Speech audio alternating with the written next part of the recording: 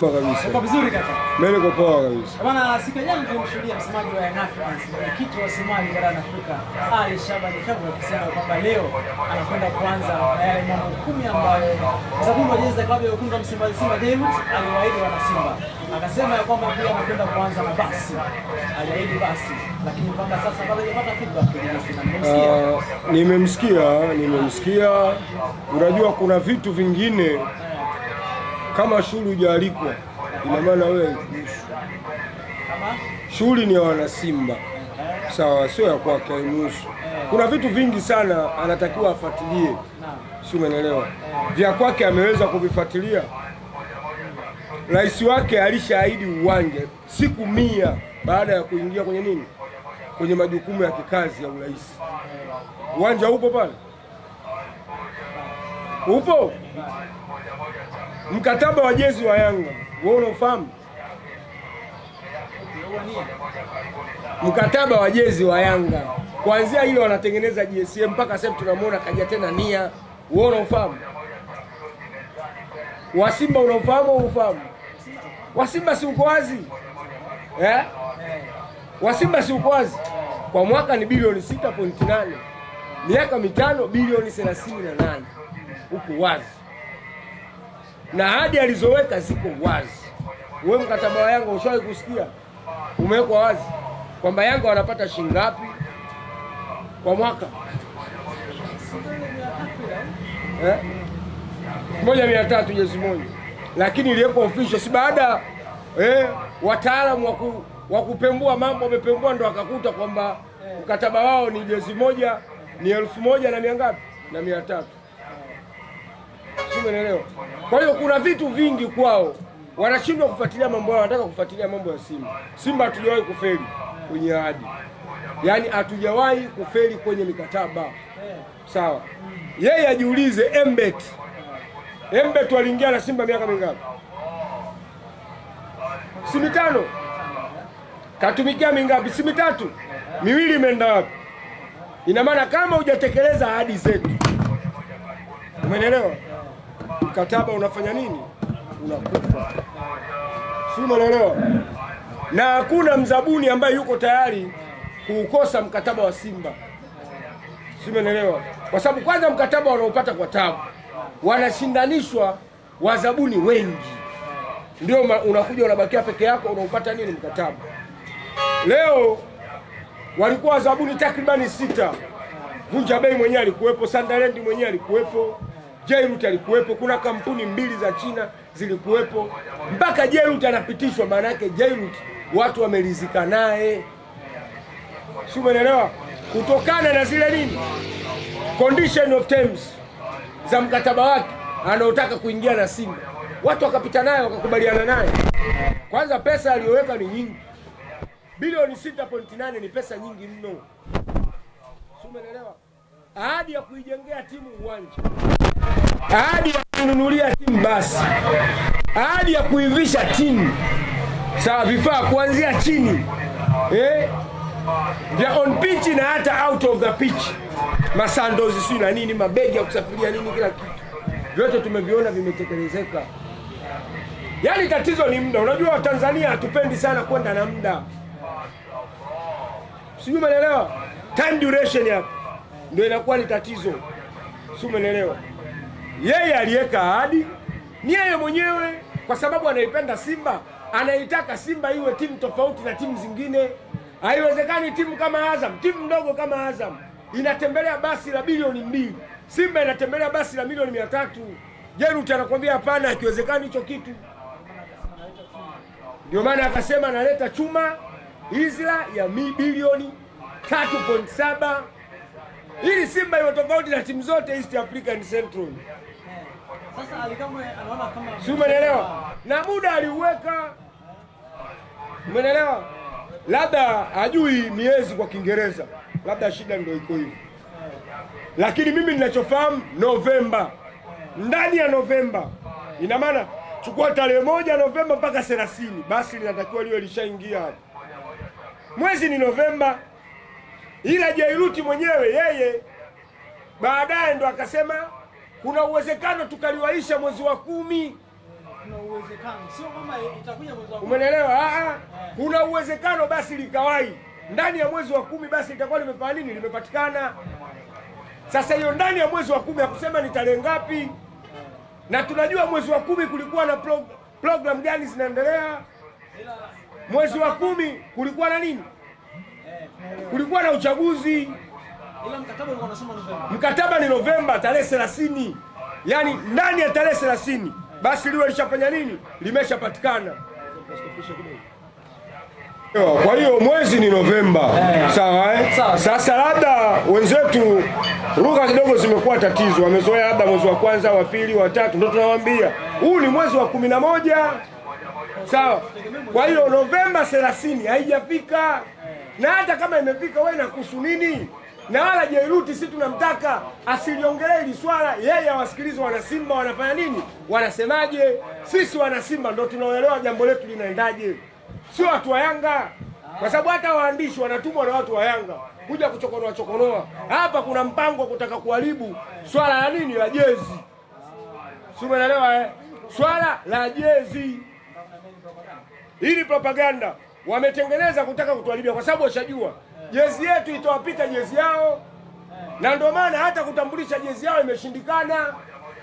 Jana si walikuwa watambulisha jezi, wameona jana wameshindwa kutambulisha jezi kwa sababu wamesikia Simba jezi yao ni kali kuliko jezi yoyote. Sasa kama hii jezi tunayovaa sasa hivi ya season au ile ya pre-season, unaambiwa hizi mara mbili yake ndio jezi ya klabu bingwa. Wanafikiri jezi ni jezi aina gani? Wameogopa jana kutambulisha jezi, wanajua wakishatambulisha tutawapiga bao kama tulivyowapiga bao kwenye jezi ya msimu. Mpaka wakatengeneza tena jezi kwa mara ya pili kwa mdhamini mwingine anaitwa Nia. Sasa hii wameona tusitambulishe kwanza, aanze Simba. Umeelewa? Na aanze kutuvuruga, ndio anataka kuwavuruga wana Simba wasipate kufanya biashara kununua jezi, kwa sababu wanajua jezi ni kali. Ili wana Simba wasinunue, waanze kuleta propaganda kwamba Jairuti ameshindwa kutekeleza ahadi za Simba. Lakini sisi wana Simba ni watu wenye akili timamu, tunaelewa. Kwanza kununua jezi ni haki yetu, kwa sababu ni nini? Ni mali yetu. Tunaisupport timu yetu na tunamsupport mdhamini wetu ili aweze kututimizia hayo aliyotuahidi. Si umeelewa? Kwa hiyo hapa kuna masuala ya vita ya kiuchumi. Si umeelewa? Kwa sababu wanajua jezi zao wao ni mbovu. Sasa wameshindwa kutambulisha ili waichafue sasa kampuni ya Jairuti, ili wana Simba washindwe kununua jezi zao kama waliponunua jezi za nini za msimu. Ndio wameanza na hizi propaganda. Uwanja ni mwezi wa pili unaozungumzia sasa hivi, mwezi wa pili ushafika. Basi tarehe 30 Novemba ni mwezi wa 11 ndio huu. Mwezi wa 10 alisema yeye Jairuti kwamba kuna uwezekano kwenye mkataba, nimeingia mwezi wa 11 mpaka tarehe 30 basi litakuwa lishaingia. Lakini ninaweza nikaliwaisha kutokana na mapenzi yake. Sasa anataka aliwaishe basi, na sio kwamba Simba wana basi, mabasi tunayo, sio moja tena ya maana kabisa, lakini nitaliwaisha ili basi. Umeelewa bwana? Nitaliwaisha nini? Nitaliwaisha ili basi. Huo mwezi wa ngapi? Mwezi wa 10. Ndani ya mwezi wa 10 liwe lishafanya nini? Limeshaingia. Si umeelewa? Kwa hiyo moja kwa moja unakuta wao ndo wametembea na ile propaganda ya mwezi wa ngapi? Mwezi wa 10. Lakini mwezi wa 10 sio tarehe ambayo mwezi alioahidi nani? Jairuti. Jairuti ameahidi mwezi wa 11 ndani ya tarehe 30 mwezi wa 11. Ina maana ndani ya mwezi wa 11 basi ule lishaingia. Na hii mwezi wa 10 si hatuwezi kumlaumu. Mwezi wa 10 kimetokea nini? Kila mtu si anafahamu mambo mengi yaliyotokeza. Kwanza Jairuti yeye ni mtu wa siasa. Alikuwepo kwenye masuala ya siasa. Yule ni diwani asiyepingwa na mtu yoyote katika kijiji cha Makongo kule, Makongo juu. Yule bwana alikuwa katika kampeni za masuala nini? Masuala ya siasa. Si umeelewa? Kwa hiyo alikuwa yuko bize. Umeelewa? Na pili, uchaguzi ulipofika kimetokea nini? Nani anaweza kaileta meli hapa Tanzania wakati tayari kuna machafuko yamefanya nini? Yalikuwa yanaendelea. Kwa hiyo unamlaumu nini? Kwa hiyo hadi yetu iko pale pale. Umeelewa? Yaani wana Simba watulie, tuendelee kumwamini bosi wetu. Kila kitu alichoahidi Jairuti kinaendelea kutekelezwa kama kawaida. Kwa mfano kama pesa zinaendelea kutolewa kama kawaida. Si umeelewa? Kila mwezi pesa zinafanya nini? Zinaendelea kutolewa. Kwa hiyo wana Simba wawe katika hali ya utulivu, wajue kabisa kwamba Simba yao iko kwenye mikono salama ya nani? Ya Jairuti. Kikubwa wanachotaka kupiga kampeni hawa tushindwe kununua jezi zetu, na jezi zetu ni bora, na ndio maana wameshindwa kutambulisha jezi zao, na ndio maana wanaanza kupiga kelele mapema wapate kumchafua Jairuti, tushindwe kufanya nini, kuzinunua jezi zetu. Kwa hiyo hicho ndio kikubwa. Kwa wana Simba watulie, basi liko pale pale. Mimi nimeongea na Jairuti jana, nimeongea na Jairuti leo asubuhi baada ya kusikia ile taarifa. Umeelewa bwana? Akanambia usiwe na wasiwasi. Basi tayari lishafanya nini? Limeshaingia South Africa na sasa hivi linapigwa sticker. Si umeelewa? Basi linapigwa nini? Linapigwa sticker za logo ya Simba pamoja na wadhamini wa Simba. Litatoka South Africa linaingia hapa kwa miguu yake. Kwa hiyo chuma kipo South Africa. Na mpaka picha amenirushia na nimeiona. Umeelewa? Watanyamaza tu wao, Simba wasiwe na wasiwasi. Ni siku 14 zimebaki. Kabla tujaingia kwenye mkutano mkuu tarehe 30 mwezi wa 11, basi litakuwa tayari lishapata nini? Limeshatambulishwa. Na inawezekana mechi ya pili ya kimataifa Simba anaingia na basi lake pale uwanja wa Benjamin Mkapa. Sawa. Hivi tuamie upande wa pili, tumeshuhudia sakata ziko ndani ya klabu ya Africans, lakini imekwisha kuwa solved na kila kitu kiko sawa kuhusiana na Azizi Ndambwile. Bila shaka umesikia. Yaani haya ndio mambo makuu ambayo walikuwa wanataka kuwapoteza. Yaani alikama unajua muuni.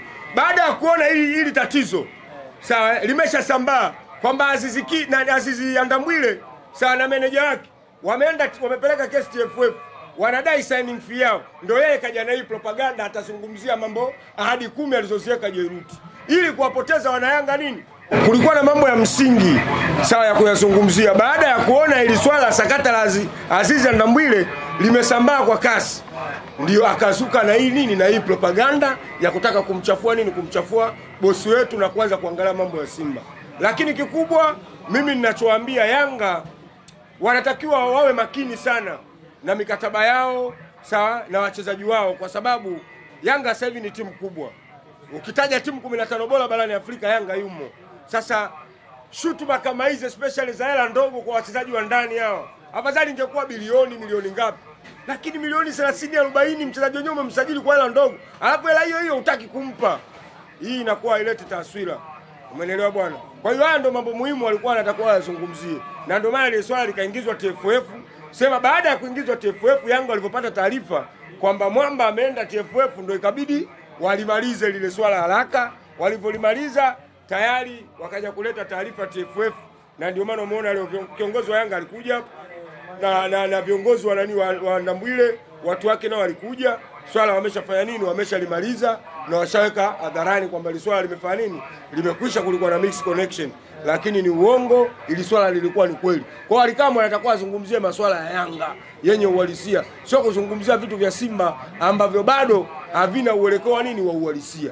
Yaani hicho ndio kikubwa. Unadhani kuna kitu Afrika Simba kufanya kwa sababu kwa Simba na moja wala Simba na mbili? Yanga kuna vitu anatakuwa ajifunze kwa Simba, kwa Azam. Sawa, kwa nini wenzao hao wanakuwa hawana haya matatizo? Umeelewa? Simba ukisikia au Azam ukisikia ni propaganda, lakini Yanga ni uhalisia. Sasa Yanga wanatakuwa wajifunze kwa hawa watu. Wanaendeshaje au wanaingiaje mikataba na wachezaji wao, na wanaendeshaje hivi vilabu. Yaani kikubwa ndio hicho, lakini kiuhalisia wanatakiwa wachukue tahadhari. Hivi vitu vinaichafua brand ya Yanga.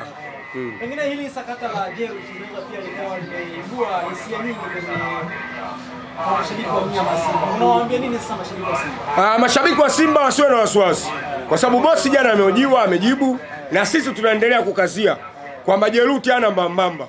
Yaani katika watu ambao mimi sina shaka nao ni Jairuti. Si umeelewa? Kwanza ni Mtanzania.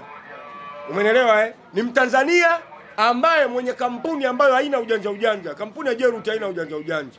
Si umeelewa Yaani kampuni haina ujanja. Kwa hiyo kila alichoahidi, mimi nadhani kitakuwa nini? Kitakuwa na utekelezaji. Sasa tatizo ni muda. Watu wanashinda kwenye na muda. Angalia takribu za nyuma alizokuwa anaingia ule mkataba. Ni mwezi wa 11 tarehe 30. Sasa wajiulize wana Simba, mwezi wa 11 tarehe 30 ishafika. Ile swala mwezi 10 alisema yeye mwezi wa 10 kwamba ninaweza likatangulia kabla nini? Kabla kufikia ile tarehe nini? Tulioandikishana. Lakini kikubwa sasa kutokana na matatizo yaliyojitokeza, mimi nadhani watu wana Simba wasio na wasiwasi. Basi lipo na lishaingia. Sisi tunaongea na bosi. Umeelewa? Tunaongea na bosi na tunafanya nini? Tunalijua hilo swala. Kwa hiyo wasiwe na wasiwasi kabisa. Yaani kikubwa wajiandae tu. Hii ilikuwa ni vita ya kibiashara. Wao wanataka kuharibu kampuni, yani jina la kampuni ya Jairuti, ili wapate wana Simba wapate kuchafukwa na roho, wasinunue jezi zao za kimataifa. Lakini ninawaambia Ukikosa kununua jezi ya kimataifa utakuwa umepata hasara kubwa. Kama nilivyowaambia kwenye msimu, usipovaa jezi ya msimu utakuwa umepata hasara. Wewe weka historia uwe wa kwanza kuvaa jezi yenye chata ya Diadola.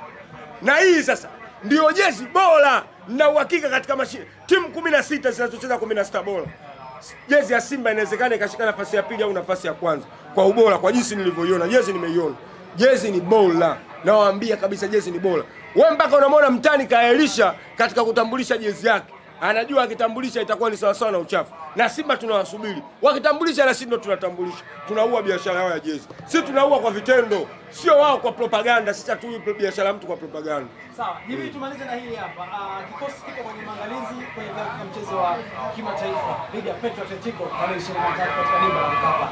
Kama wana Simba wamejiandaje katika mechi hii? Sisi tunajiandaa nadhani 10 days before. Sawa, hamasa zitaanza. Nadhani hamasa zitaanza hapa kuanzia wiki ijayo. Umeelewa? Hamasa zitaanza sawa kuelekea katika nini? Kuelekea kwenye mechi na Petro Atletico di Rwanda. Tusidharau, mechi ni kubwa. Petro Atletico kila mtu anaifahamu. Petro Atletico kashawahi kumtoa Mamelodi Sundowns robo finali miaka 2 nyuma. Kwa ni timu ambayo inacheza robo finali mara kwa mara. Sawa, ni timu ambayo ishacheza nusu finali. Umeelewa, karibuni mara 2 mara 3. Kwa ni timu kubwa na inatoka kwenye ligi bora vile vile ya Angola. Kwa hiyo wasidharau Petro Atletico di Rwanda. Kwa hiyo kikubwa wana Simba tujiandae katika kununua jezi zetu na kujiandaa na hamasa, tukate tiketi mapema pindi zitakapotangazwa. Ule uwanja unatakiwa ujae. Kwanza ni mechi kubwa. Ni timu ambayo tulikuwa tunaitamani tujakutana nayo, Petro Atletico. Kwa hiyo tumekutana nayo. Kwa mechi itakuwa ni kubwa, mechi ambayo yoyote anaweza akapata akapata matokeo. Lakini kikubwa si tuujaze uwanja, tumalize kazi yetu. Sawa? Yaani na maana Simba fans must play our role. After uiachie benchi la ufundi pamoja na na wachezaji pamoja na viongozi. Lakini sisi tunatakiwa tuujaze uwanja kama mchezaji wa 12 katika kwenda kuisupport kuisupport timu. Kwa pindi tiketi zitakapotangazwa tu na semaji la FIFA, basi tayari tutakuwa tununue tiketi zetu, watu wa mikoani watoke, sawa, tununue jezi zetu, tununue tiketi zetu, tuelekee uwanja wa Benjamin Mkapa tukaujaze pale. Lile ni tanuri la moto. Sasa moto pale sio kwamba tukawashe moto. Moto ni sauti na kelele. Na ule umati joto linaongezeka. Kwa hiyo wale ndo wataijua kwamba Simba ni timu ya aina gani. Kwani kikubwa tiketi zikitangazwa tu tuzivamie tiketi zetu 2 days or 3 days before, basi tiketi ziwe sold out. Yaani hicho ndio kikubwa. Sasa mmejipangaje ili kuzuia kile ambacho kimeweka nje ya uwanja katika mechi mbili msimu huu? Hichi tahadhari ni kubwa. Tahadhari ni kubwa. Especially wana Simba tunatakiwa sisi wenyewe ndio tuwe walinzi.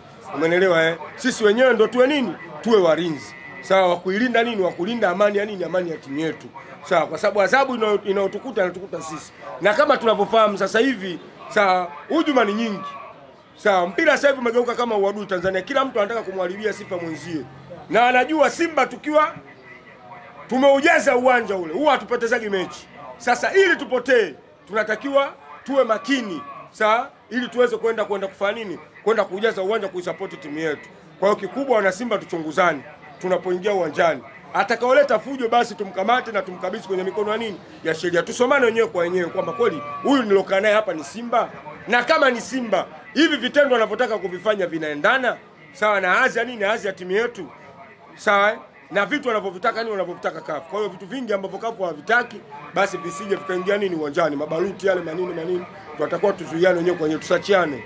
Umeelewa Yaani hicho ndio kikubwa ili tulinde amani ya timu. Shukrani sana. Asante sana.